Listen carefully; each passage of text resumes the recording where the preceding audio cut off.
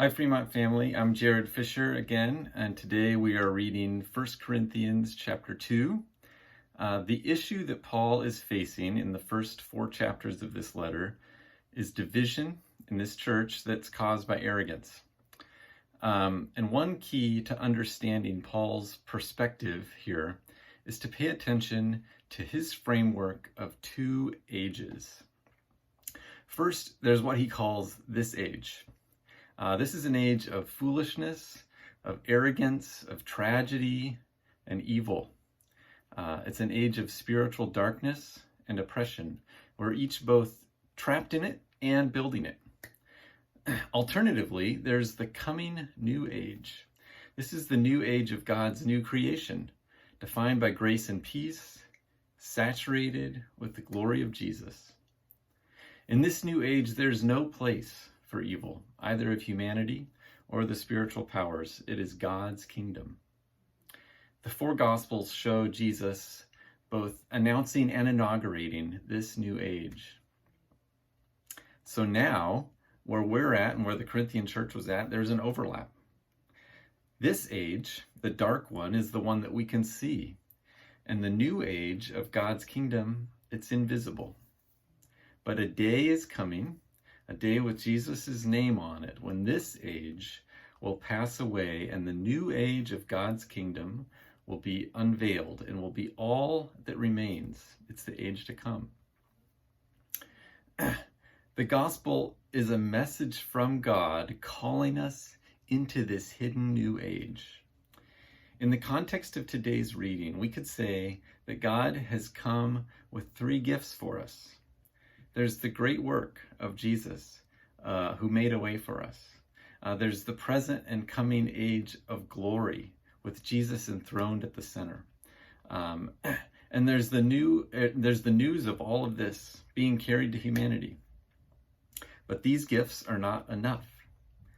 We all live in this dark age. We're children of it, which means we cannot comprehend the good news of Jesus' great work and glory.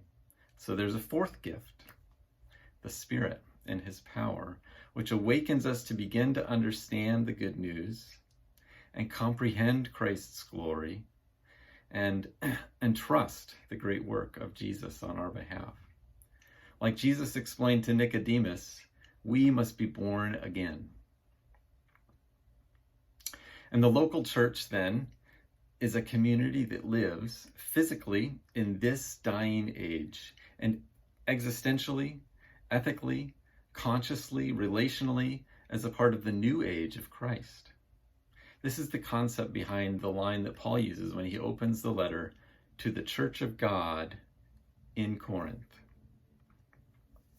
So how does this concept relate to Paul's theme of division caused by arrogance?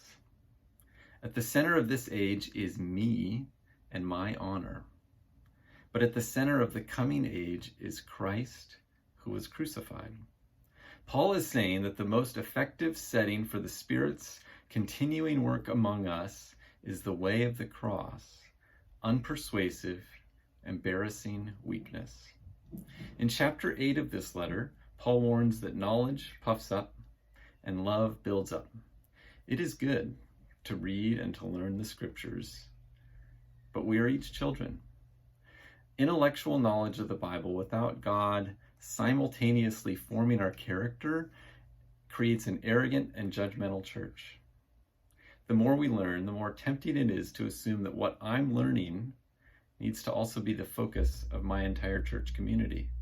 I judge a sermon or a teaching by whether it addresses my favorite issue and from my favorite viewpoint.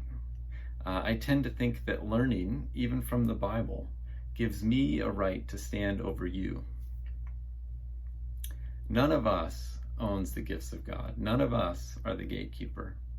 And apparently, arguing over what is right is not our calling. There's something about us being unified that is essential to our calling as God's church, as partakers of Christ's coming eternal age. Thank you.